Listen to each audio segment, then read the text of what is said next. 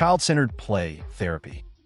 Child-centered play therapy is a therapeutic approach designed to help children express themselves and work through their emotions and experiences through play.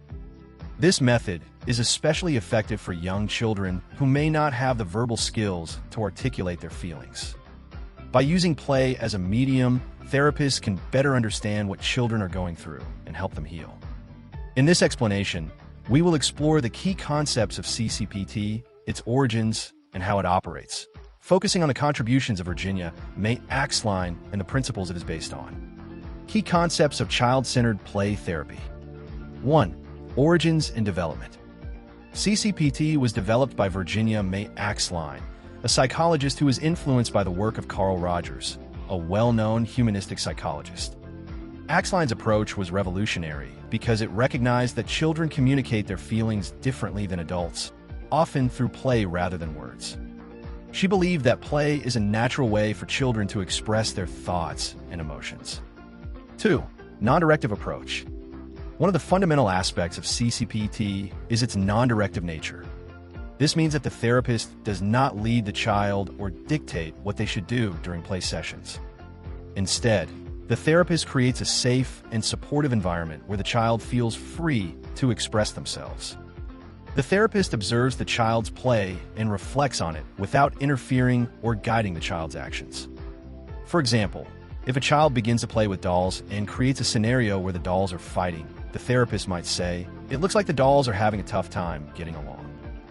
This acknowledgement helps the child feel understood and encourages them to explore their feelings about conflict without the therapist telling them how to feel or what to do.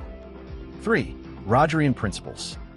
CCPT is heavily influenced by Rogerian principles, which are based on the ideas of Carl Rogers. These principles emphasize the importance of creating a supportive therapeutic relationship. There are three main components of this approach. Unconditional positive regard. The therapist accepts and values the child without judgment. This acceptance allows the child to feel safe and secure, which is essential for them to explore their feelings. For example, if a child expresses anger or frustration during play, the therapist does not criticize or discourage those emotions, but rather acknowledges them as valid. Empathy. The therapist strives to understand the child's feelings and experiences from their perspective. This empathetic approach helps the child feel heard and understood. For instance, if a child is playing out a scenario of losing a pet, the therapist might say, "It seems like you're really sad about what happened to the pet." This helps the child feel supported in their emotions. Congruence. This refers to the therapist being genuine and transparent with the child. The therapist does not put on a facade, but instead interacts with the child in an authentic way. For example, if a child makes a joke, the therapist can respond with laughter, demonstrating that they are engaged and present in the moment. 4. The role of play. In CCPT, play is considered the child's natural language. Through various play activities, children can express their emotions, thoughts, and experiences.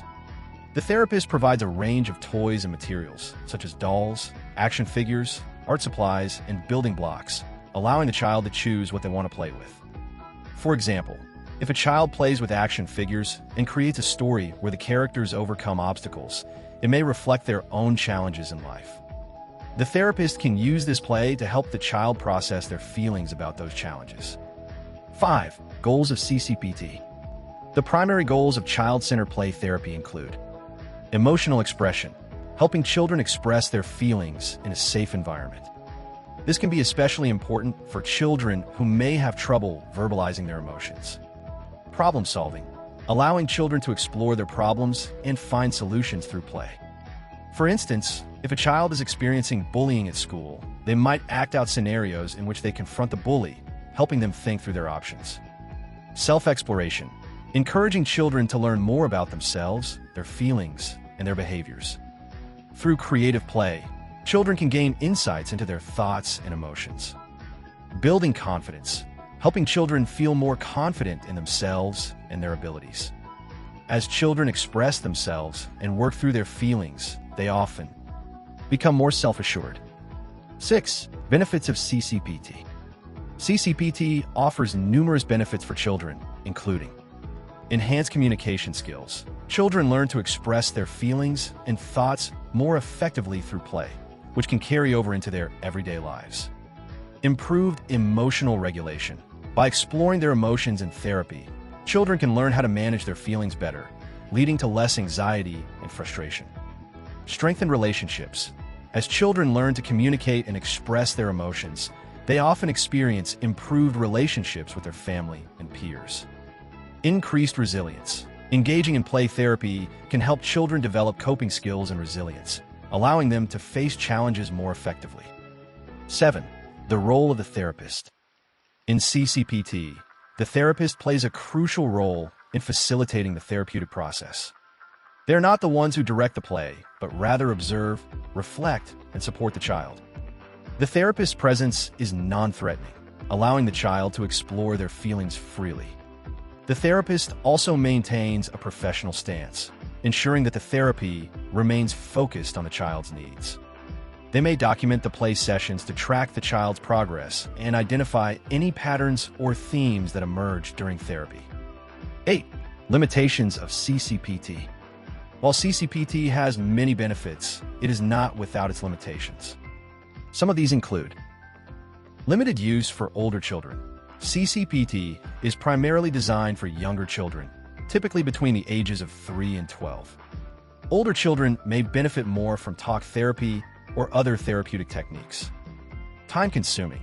Because CCPT relies on play, it can take longer for children to express their feelings and work through their issues. This may require more sessions than other therapeutic approaches. Cultural considerations. The effectiveness of CCPT may vary based on cultural differences in communication and expression. Therapists must be aware of these differences and adapt their approach accordingly. Conclusion. Child-centered play therapy is a valuable therapeutic approach that allows children to express themselves through play.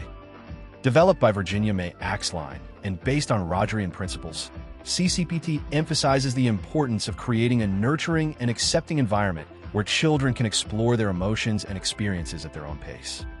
By understanding the key concepts of CCPT, including its non-directive nature, the role of play, and the influence of Rogerian principles, we can appreciate how this approach can support children's emotional and psychological development.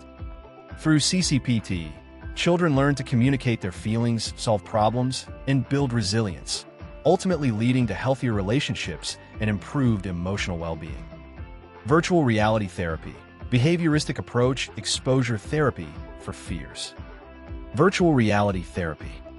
Virtual reality therapy is an innovative approach to treating psychological issues, especially fears and phobias. It utilizes virtual reality technology to create immersive environments where patients can confront and work through their fears in a controlled and safe setting. In this explanation, we will explore the key concepts of VRT, its behavioristic approach, and how it is used in exposure therapy to help individuals overcome their fears. Key concepts of virtual reality therapy. 1. What is virtual reality? Virtual reality is a technology that allows users to experience a computer-generated environment as if they were actually there. This is achieved through the use of devices such as VR headsets, which provide visual and auditory stimuli that can simulate real-life scenarios. For example, wearing a VR headset can make you feel like you're standing on a beach, flying through the sky, or walking through a forest. 2. What is virtual reality therapy? Virtual reality therapy is the application of VR technology in a therapeutic context. It provides a way for therapists to create controlled environments where patients can interact with their fears without facing real-world consequences. VRT is particularly useful for treating conditions like anxiety disorders, post-traumatic stress disorder, and phobias. 3. Behavioristic approach. The behavioristic approach is a psychological perspective that focuses on observable behaviors rather than internal thoughts or feelings. This approach assumes that all behaviors are learned through interactions with the environment and can be modified through conditioning. In VRT, the behavioristic approach is used to help individuals confront and change their responses to specific fears. Key principles of the behavioristic approach. Learning through experience. This principle suggests that behavior is learned through experiences. For example, If someone has a fear of heights, they may have had a negative experience that led to this fear. Reinforcement. Positive or negative reinforcement can influence behavior. For instance, if avoiding a feared situation provides relief from anxiety, this avoidance behavior is reinforced and may continue. Exposure. In the context of VRT, exposure involves gradually introducing a patient to their fear in a safe environment. The goal is to help them learn that their fear is manageable and that they can cope with it. 4. Exposure therapy. Exposure therapy is a specific type of behavior therapy that helps individuals confront their fears in a systematic way. It involves gradual exposure to the feared object or situation, allowing the person to learn that their fear is not as threatening as they believe. VRT enhances traditional exposure therapy by using virtual environments to simulate fears. How exposure therapy works. 1. Gradual exposure. The therapist starts with less intimidating scenarios before moving to more intense ones. For example, if someone is afraid of flying, they might start by looking at pictures of airplanes, then move on to watching videos of planes taking off, and eventually simulate being on a plane in VR. 2. Desensitization. This process helps reduce the anxiety associated with the fear. As the person continues to confront their fear in a controlled way, their anxiety decreases over time. 3. Coping strategies.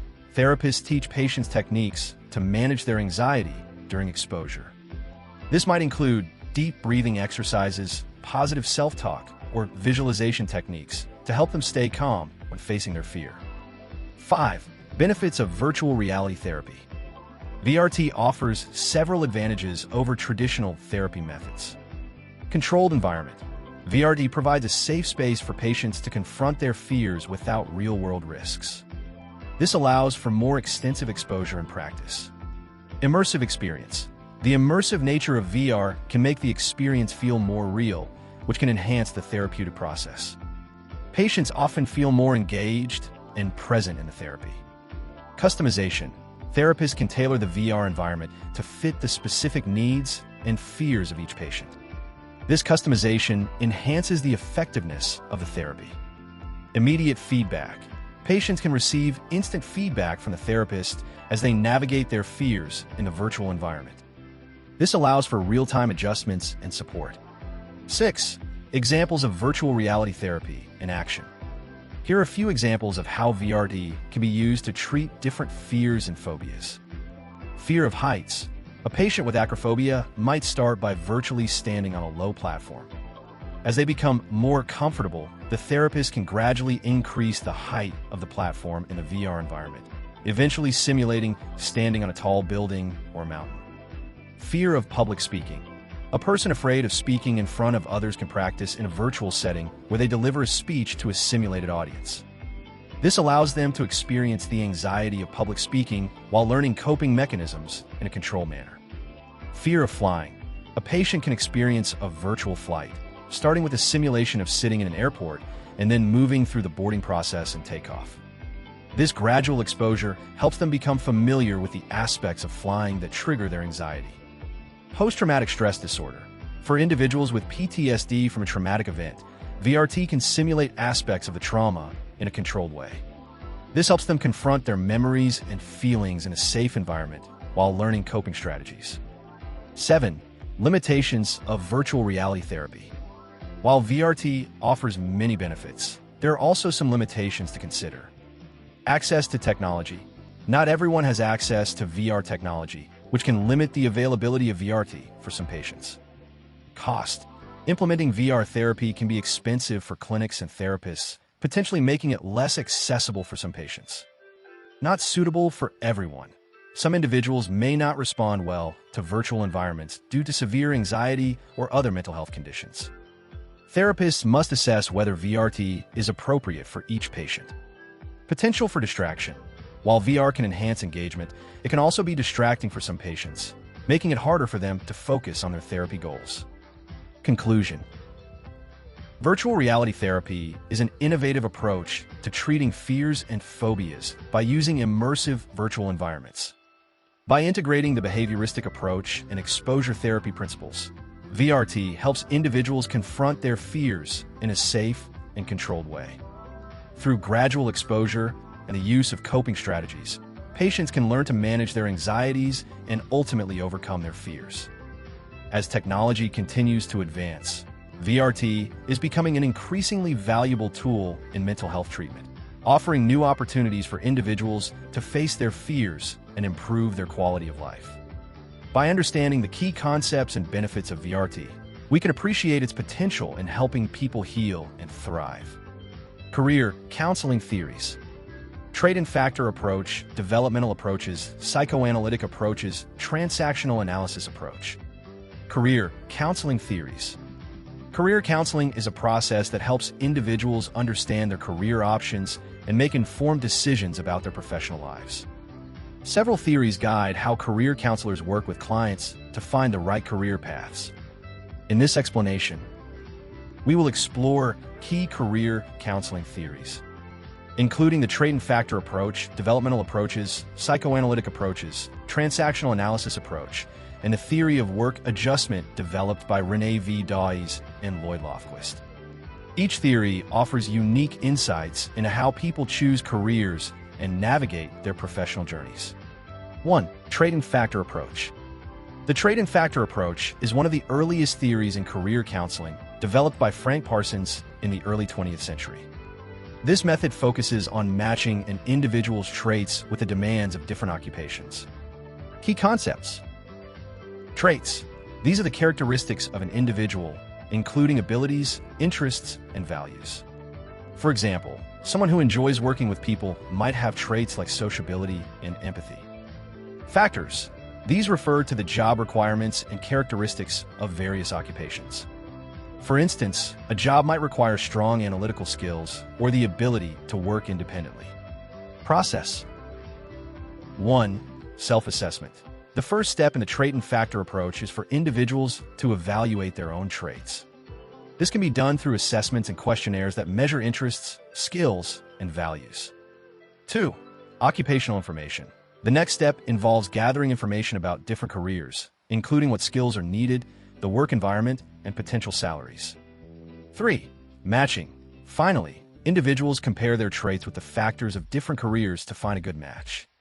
For example, if a person has strong math skills and enjoys solving problems, they might look into careers in engineering or finance. Example. Imagine a student who loves working with animals and has a caring personality. Using the trait and factor approach, they might take an interest assessment and discover that they have the traits of empathy and responsibility. They could then explore careers in veterinary medicine or animal care, matching their traits with job factors in those fields. 2. Developmental approaches. Developmental approaches to career counseling emphasize that career choices evolve over time as people grow and change. These theories suggest that individuals go through various stages in their careers, and each stage presents unique challenges and opportunities. Key concepts. Career development stages. One well-known developmental theory is Donald Super's life space theory, which outlines several stages of career development. Growth stage. Individuals develop interests and abilities. Exploration stage. People begin to explore different career options through education and work experiences. Establishment stage. Individuals settle into a career and start to build their skills and reputation. Maintenance stage. People work to maintain their position and may seek advancement. Disengagement stage. Individuals gradually reduce their work involvement and prepare for retirement. Example. A high school student might be in the exploration stage, trying out different part-time jobs to see what they enjoy. Later, as a young adult, they might enter the establishment stage by pursuing a degree in a field that interests them and starting their first full-time job. 3. Psychoanalytic approaches. Psychoanalytic approaches in career counseling focus on the unconscious processes that influence career choices. These theories, rooted in the work of Sigmund Freud, suggest that individuals' past experiences, emotions, and conflicts play a significant role in their career decisions. Key concepts. Unconscious influences. Psychoanalytic theory posits that unresolved conflict from childhood can affect career choices. For example, if someone experienced a lot of pressure to succeed from their parents, they might choose a high-stress career to fulfill those expectations, even if it doesn't align with their true interests. Defense mechanisms. People may use defense mechanisms to cope with anxiety related to their career choices. For instance, someone might avoid making a decision about their future by procrastinating or rationalizing their indecision. Example: a person who had a parent that constantly criticized their choices may unconsciously choose a career that is considered prestigious, even if they are unhappy in that field. Understanding these underlying issues can help them make more authentic career choices. 4. Transactional analysis approach. Transactional analysis is a psychological theory developed by Eric Berne that examines social interactions and communication. In career counseling, TA focuses on how individuals communicate and relate to others in the workplace and how these interactions impact career decisions. Key concepts.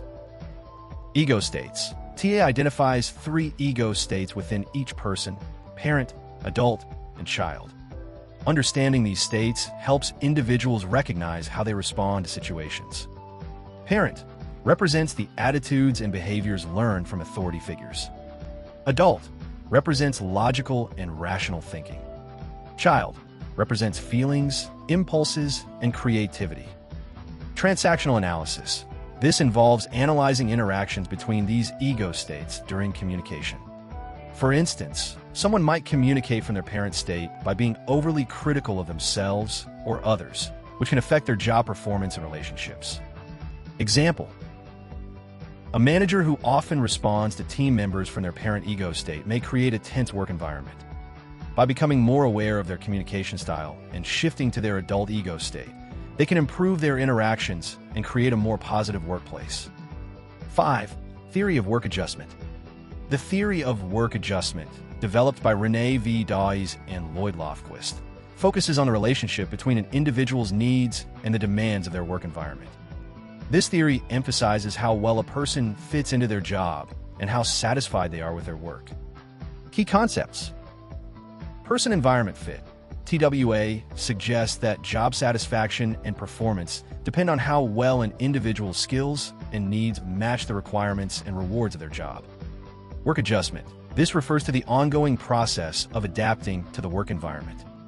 Individuals may need to adjust their skills or expectations to fit their job better. Satisfaction and stability. The theory posits that when there is a good fit between a person and their job, they are more likely to be satisfied and remain in that position. Conversely, a poor fit can lead to dissatisfaction and job changes. Example: consider a teacher who values creativity and freedom in their work. If they are in a rigid school environment that demands strict adherence to rules, they may feel dissatisfied. However, if they find a school that encourages innovative teaching methods, their needs align with the work environment, leading to greater job satisfaction and stability. Conclusion.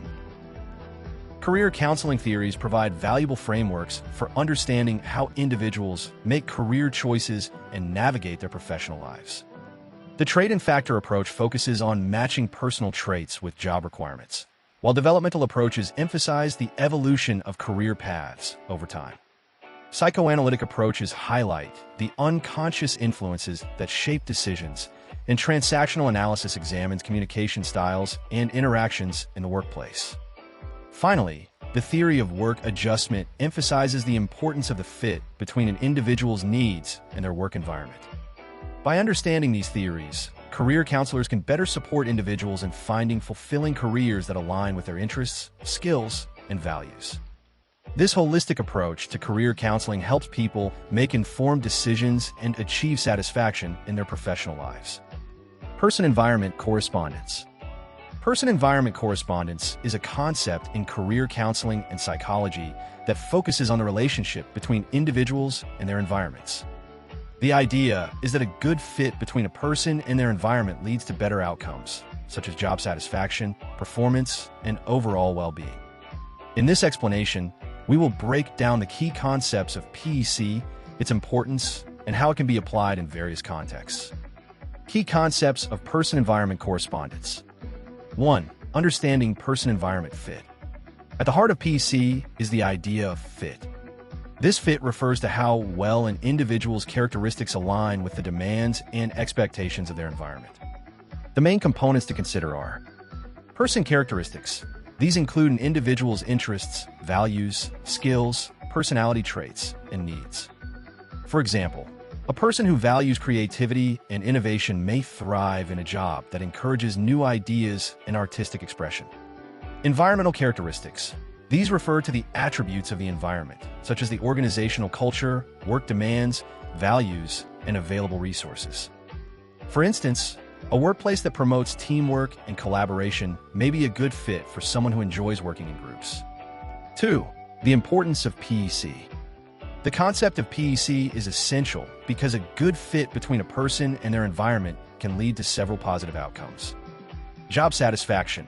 When individuals feel comfortable and aligned with their work environment, they are more likely to enjoy their jobs. For example, a teacher who works in a supportive school environment is likely to feel satisfied and motivated. Higher performance. People who fit well in their environments tend to perform better. For instance, an employee whose skills match the job requirements is likely to excel and contribute positively to the organization. Reduce stress. A good fit can lead to lower stress levels. When individuals are in environments that support their needs and values, they're less likely to experience anxiety and burnout. Longer retention. When people feel a strong correspondence with their environment, they're more likely to stay in their jobs or educational settings for longer periods. For example, a student who finds a school that aligns with their learning style may continue their education there without transferring. 3. Types of correspondence. There are different types of correspondence that can occur between a person and their environment. Person-job correspondence. This type focuses on how well an individual's skills and interests match the requirements of a specific job. For example, a graphic designer with a passion for visual arts will likely perform well in a creative agency that values graphic design. Person-organization correspondence. This type examines how well an individual's values align with the culture and values of an organization. For instance, someone who values sustainability may feel more comfortable working for an environmentally conscious company. Person-social environment correspondence. This type looks at how well an individual fits into their social or community environment. For example, a person who enjoys volunteering may find fulfillment in a community that promotes social service. 4. Assessing PEC. To determine the fit between a person and their environment, several assessment tools and methods can be used. Self-assessment. Individuals can evaluate their interests, skills, and values through self-assessment questionnaires. These tools help them understand what they want and need from their environment. Career assessments. Career assessments are designed to match individuals with potential career paths based on their characteristics. Tools like the Holland Codes help individuals identify careers that align with their personality types. Job analysis. Organizations can conduct job analyses to understand the skills and attributes required for specific positions. This can help them find candidates whose characteristics align with job demands. 5. Improving PEC. To create better correspondence between individuals and their environments, several strategies can be employed. Career counseling. Career counselors can help individuals identify their strengths and preferences while guiding them towards suitable career options. They can assist with exploring different environments that match their characteristics. Education and training. Schools and training programs can offer courses that help individuals develop the skills necessary to thrive in their chosen environments. This preparation can enhance their fit with future workplaces. Organizational development. Companies can promote a culture that aligns with the values and needs of their employees. This can involve developing programs that support employee well-being, diversity, and inclusion. 6. Example of PEC. Let's look at an example to illustrate PEC. Imagine a young woman named Sarah who loves working with children and has always dreamed of being a teacher. She has a warm and nurturing personality and enjoys creating engaging lessons. When she starts her first job as a teacher in a school that values creativity and collaboration, she feels right at home. In this case, Sarah's person characteristics match the environmental characteristics of her school. As a result, she experiences high job satisfaction, performs well in her role, and feels motivated to stay at the school for many years. On the other hand, if Sarah had taken a job in a strict, traditional school that values rigid discipline and standardized testing, she might feel stifled and unhappy. This mismatch between her characteristics and the environment could lead to stress and low performance. Conclusion: person-environment correspondence is a vital concept in career counseling that emphasizes the importance of finding a good fit between individuals and their environments. By understanding how personal traits align with job and organizational characteristics, individuals can make informed career choices that lead to greater satisfaction, performance, and well-being. Through assessments and strategies aimed at improving correspondence, both individuals and organizations can work toward creating environments that support and nurture the unique qualities of each person. Ultimately, achieving a strong PC is essential for fostering fulfilling careers and successful relationships in various settings. Social cognitive career theory, self-efficacy beliefs, worldview generalizations, self-observation generalizations, narrative therapy, in career counseling, constructivist career counseling, job shadowing, and volunteering. What color is your parachute? Networking, Azarin's job clubs, Donald Super's life career rainbow, John Holland's self-directed search, John Crumbolt's group career counseling. Social cognitive career theory. Social cognitive career theory is a framework that helps us understand how people make career choices and develop their careers over time. It emphasizes the role of social influences, personal beliefs, and experiences in shaping our career paths. This theory was developed by Robert Lent, Stephen Brown, and Gail Hackett and builds on Albert Bandura's concepts of self-efficacy and social learning. In this explanation, we will break down key concepts of SCCT, its components, and related career counseling techniques. Key concepts of social cognitive career theory. 1. Self-efficacy beliefs. Self-efficacy refers to an individual's belief in their ability to succeed in specific tasks or situations. In the context of career development, self-efficacy plays a critical role in determining whether a person will pursue a particular career path. Importance: higher self-efficacy leads to greater motivation, persistence, and resilience when facing challenges. For example, a student who believes they can excel in math is more likely to take advanced math courses and pursue a career in engineering. Development: self-efficacy beliefs can be influenced by mastery experiences. Success in previous tasks boosts confidence. For instance, if a student successfully completes a challenging project, they may feel more capable of tackling future challenges.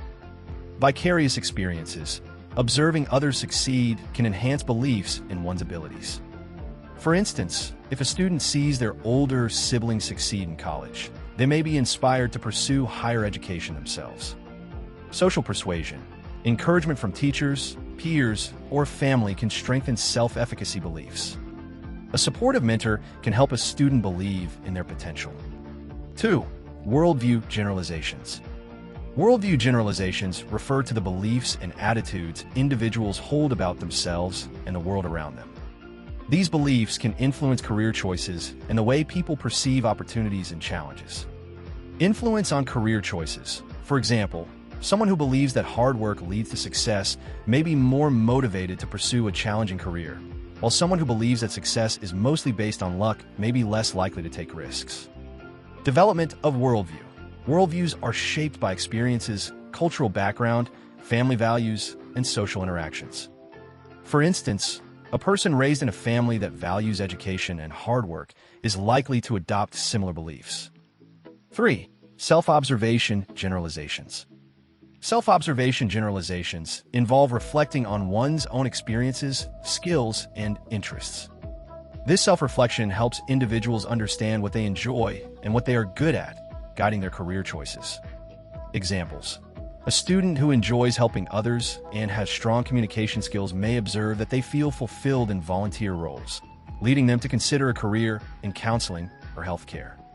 Importance: by regularly assessing their strengths and interests, individuals can make informed decisions about their educational and career paths. 4. Narrative therapy in career counseling. Narrative therapy is a therapeutic approach that focuses on the stories people tell about their lives. In career counseling, this approach helps individuals articulate their experiences, values, and aspirations. How it works: counselors encourage clients to share their career stories, helping them identify patterns, strengths, and areas for growth. By reframing their narratives, clients can gain a new perspective on their career paths. Example: a client who feels stuck in their job might explore their past experiences and realize that they have always enjoyed creative projects. This insight can guide them toward a more fulfilling career in a creative field. 5. Constructivist career counseling. Constructivist career counseling emphasizes the idea that individuals actively construct their career paths based on their experiences and reflections. This approach encourages clients to explore their values, interests, and goals in a collaborative way. Key features: active participation. Clients are encouraged to take an active role in their career development, exploring their options and making informed choices. Personal meaning. The focus is on finding personal meaning in career choices rather than simply following societal expectations. Example: a counselor might help a client create a vision board that reflects their dreams and aspirations, allowing them to visualize their goals and take steps toward achieving them. 6. Job shadowing and volunteering. Job shadowing and volunteering are valuable experiences that allow individuals to explore different careers. These activities can be classified as interactive or non-interactive. Interactive experiences. Job shadowing involves observing a professional in their work environment and often includes asking questions. For example, a student who shadows a doctor can gain insights into the daily responsibilities and challenges of that career. Non-interactive experiences. Volunteering typically involves participating in activities without direct observation of a specific job. For instance, volunteering at a local animal shelter allows individuals to engage with animals and learn about animal care, which may spark an interest in veterinary medicine. 7. What color is your parachute? What color is your parachute? Is a popular career guide written by Richard Nelson Bowles. The book offers practical advice and exercises to help individuals identify their strengths, interests, and career goals. Key ideas. Self-assessment. The book encourages readers to reflect on their skills and passions to discover suitable career paths. Networking. Bowles emphasizes the importance of networking and building connections with others to explore job opportunities. Example: a reader may complete exercises that help them identify their ideal work environment and values, guiding them toward a career that aligns with their personal preferences. 8. Networking. Networking refers to building and maintaining relationships with people in various professional fields. It is a crucial part of career development, as it can lead to job opportunities, mentorship, and valuable insights. Importance. Networking allows individuals to connect with others who can provide guidance, referrals, and support. For example, attending industry events or joining professional organizations can help expand one's network. Example: a recent graduate might reach out to alumni from their school who work in their desired field to seek advice and potential job leads. 9. Azrin's Job Clubs. Azrin's Job Clubs are structured support groups designed to help individuals find employment. They are based on behaviorism and positive reinforcement principles. Behaviorism. This approach focuses on observable behaviors and the idea that reinforcement can encourage desired actions. In job clubs, members receive support and feedback as they practice job search skills. Positive reinforcement. Members celebrate small successes, such as completing a resume or attending an interview, which boosts motivation and confidence. Example: in a job club, participants might role-play interview scenarios, providing each other with constructive feedback and encouragement. 10. Donald Super's Life Career Rainbow. Donald Super's Life Career Rainbow is a visual representation of the various roles individuals play throughout their lives. Super proposed that career development is a lifelong process influenced by multiple factors. Key components. Life stages. Super identified stages such as growth, exploration, establishment, maintenance, and disengagement. Roles. Individuals may take on different roles at various times in their lives. Example: a person might start as a student, transition into a worker after graduation, and later take on the role of a parent while balancing their professional responsibilities. 11. John Holland's Self-Directed Search. John Holland's Self-Directed Search is a career assessment tool that helps individuals identify their interests and match them to potential careers. Holland's theory categorizes careers into 6 personality types. Realistic prefers hands-on activities and working with tools. Investigative enjoys problem-solving and research. Artistic values creativity and self-expression. Social prefers helping and working with others. Enterprising enjoys leading and influencing others.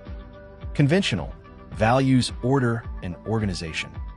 Example, a person takes the SDS and discovers they have a strong interest in the artistic type, leading them to explore careers in design or performing arts. 12. John Crumboltz.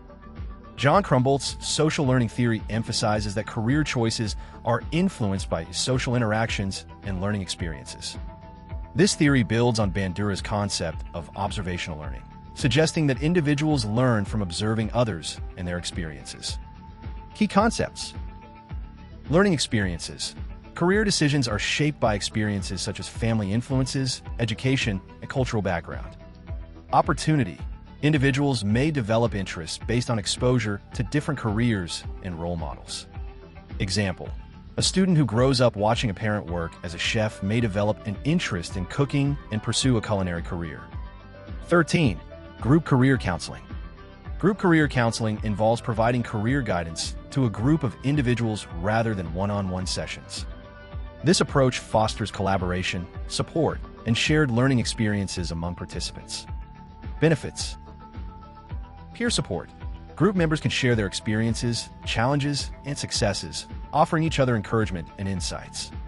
Diverse perspectives. Participants gain exposure to different viewpoints and ideas, enhancing their understanding of various career paths. Example, a group career counseling session may focus on resume building and interview skills, with participants practicing together and providing feedback to one another. Conclusion. Social cognitive career theory offers a comprehensive framework for understanding how people make career choices and develop their paths over time. Key concepts such as self-efficacy beliefs, worldview generalizations, and self-observation generalizations highlight the importance of personal beliefs and experiences in shaping career decisions. Additionally, techniques such as narrative therapy, constructivist career counseling, and job shadowing provide practical ways to support individuals in their career journeys. By understanding SCCD and its components, individuals can make informed career choices that align with their interests, values, and strengths, leading to greater satisfaction and success in their professional lives. Integrative and eclectic approaches. Trend towards integration common factor approach common stages of change, first wave, second wave, third wave CBT. Integrative and eclectic approaches in counseling.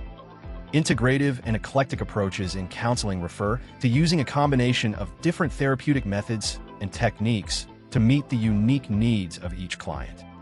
Rather than sticking to one specific type of therapy, counselors who use these approaches take elements from various theories and practices to create a personalized treatment plan.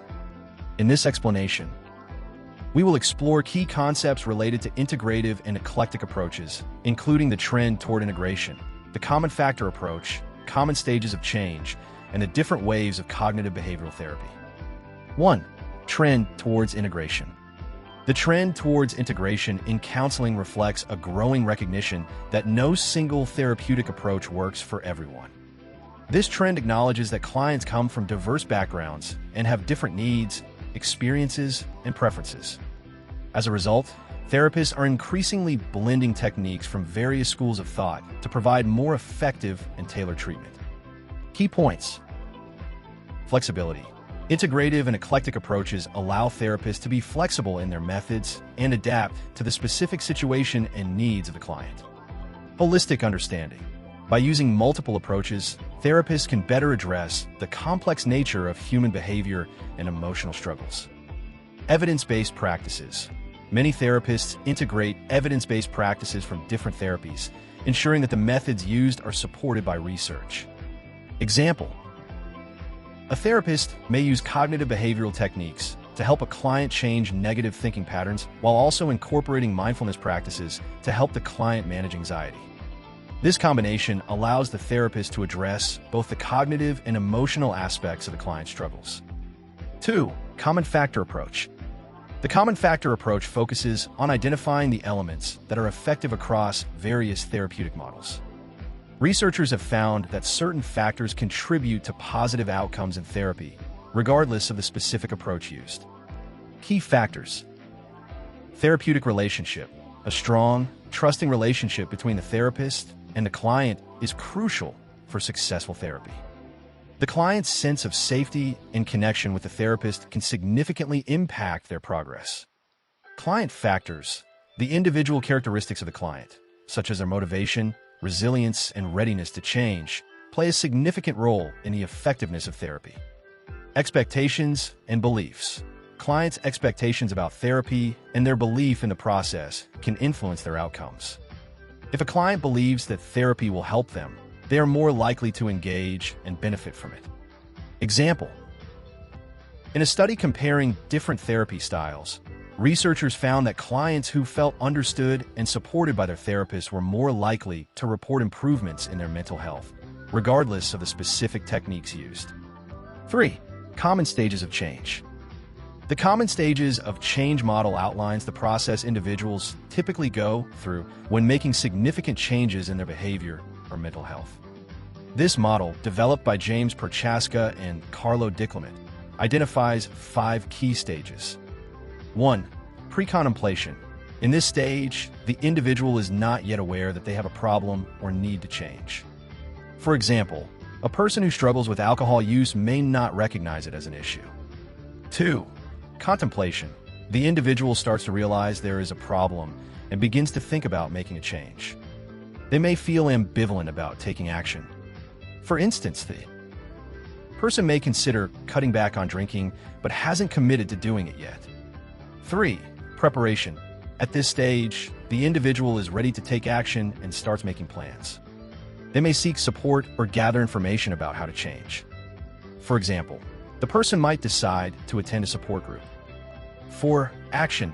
The individual actively makes changes in their behavior. They implement the plans they developed in the preparation stage. Continuing the example, the person may begin attending support group meetings regularly and reducing their alcohol consumption. 5. Maintenance. In this stage, the individual works to maintain the changes they have made and prevent relapse. They continue using strategies learned during the action stage to support their new behavior. For example, the person might stay involved in the support group and develop new coping strategies. Example: a person trying to quit smoking may start in the pre-contemplation stage, then move to contemplation as they recognize the health risks. They prepare by researching quitting methods, take action by using nicotine patches, and eventually maintain their smoke-free lifestyle by avoiding triggers and seeking support. 4. First wave, second wave, third wave CBT. Cognitive behavioral therapy has evolved over the years, leading to what are known as the first wave, second wave, and third wave of CBT. Each wave represents a different focus and technique in therapy. First wave CBT.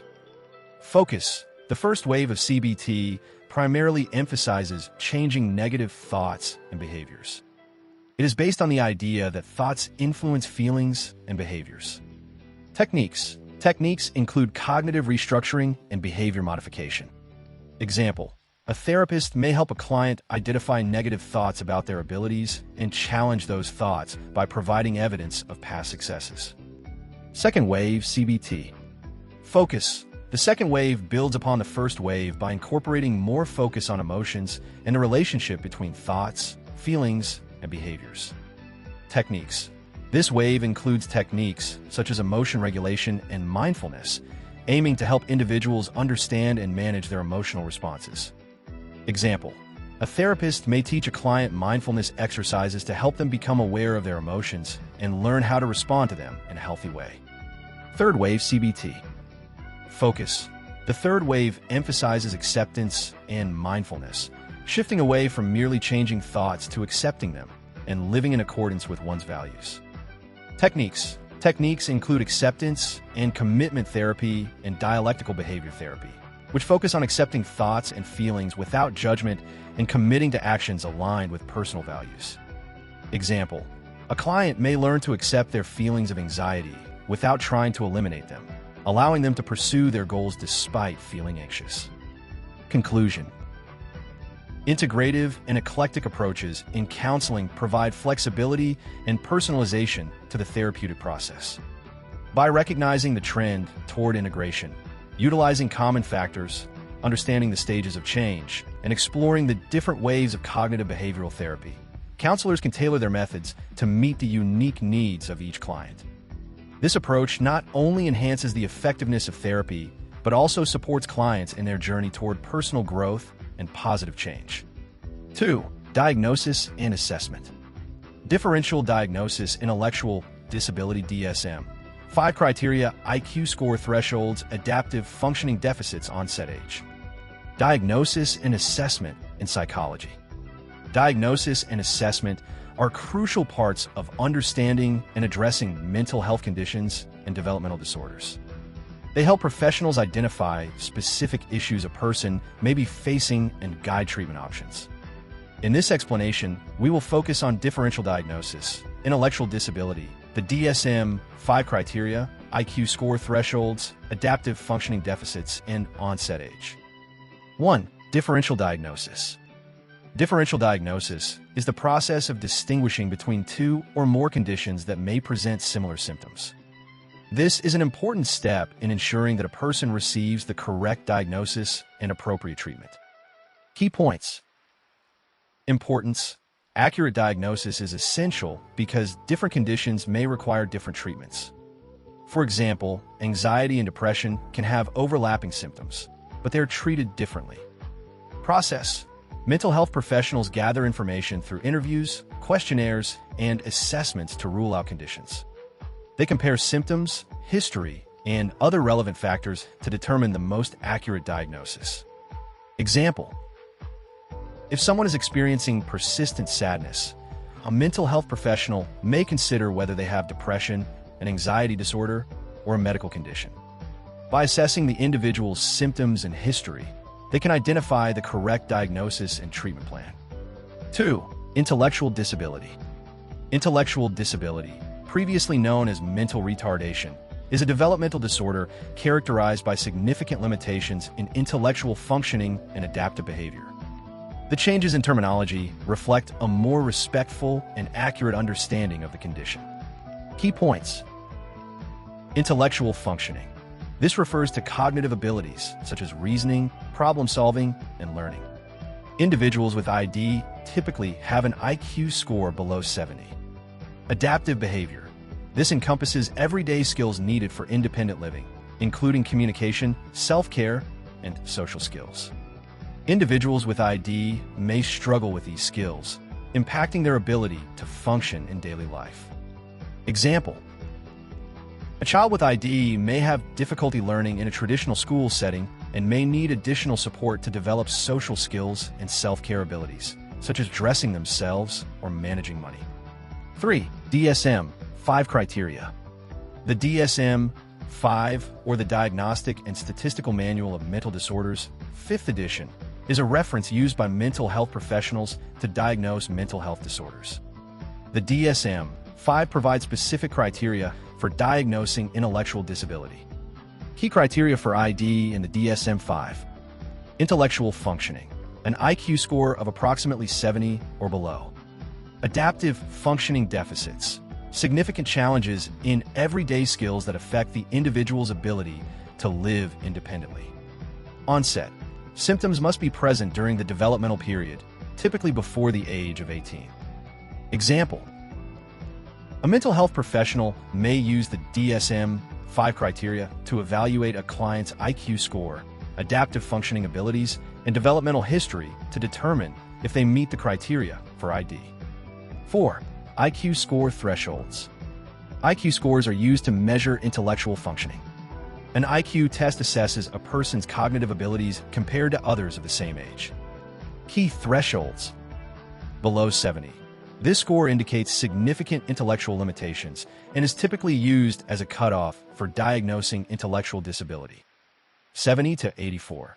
This range may indicate borderline intellectual functioning, where individuals may struggle in academic settings but may not meet the criteria for ID. Above 85. Scores in this range are considered average or above average. Example: if a child scores 68 on an IQ test, they would likely be diagnosed with intellectual disability, while a child who scores 75 may be classified as having borderline intellectual functioning and may require different supports. 5. Adaptive functioning deficits. Adaptive functioning refers to the skills necessary for daily living. Deficits in adaptive functioning are a key component in diagnosing intellectual disability. Key areas of adaptive functioning: conceptual skills, academic skills such as reading, writing, and basic math. Social skills, the ability to communicate, form relationships, and participate in social situations. Practical skills, everyday tasks like self-care, hygiene, and managing money. Example: a person with ID may have difficulty understanding social cues, such as when to start or stop a conversation, or may struggle with practical tasks, like preparing a meal or using public transportation. 6. Onset age. The onset age refers to when the symptoms of intellectual disability first appear. For a diagnosis of ID, symptoms must typically manifest during the developmental period, which is before the age of 18. Key points: importance of early identification. Early diagnosis can lead to early intervention, which is critical for helping individuals develop necessary skills and receive appropriate support. Variability. The onset can vary. Some individuals may show signs of ID in infancy or early childhood, while others may not be identified until school age when they struggle academically.